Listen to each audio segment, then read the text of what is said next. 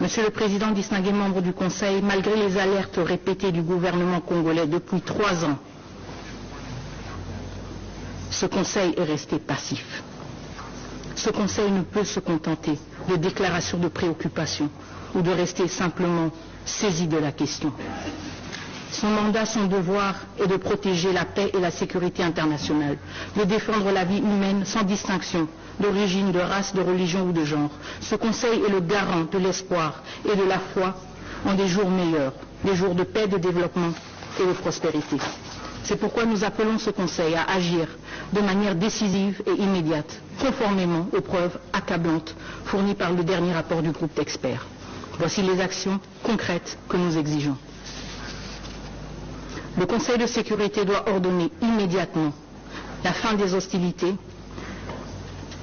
par le Rwanda et exiger le retrait immédiat des troupes rwandaises présentes sur le territoire congolais.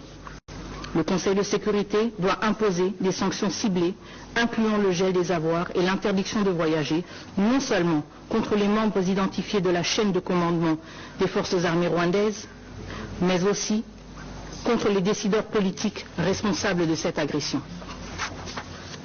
Le Conseil de sécurité doit imposer un embargo total sur les exportations de tous les minerais étiquetés comme rwandais, en particulier le coltan et l'or, afin de mettre fin à l'exploitation illégale des ressources naturelles de la République démocratique du Congo. Le Conseil de sécurité doit révoquer immédiatement le statut du Rwanda en tant que contributeur de troupes aux missions de paix des Nations Unies.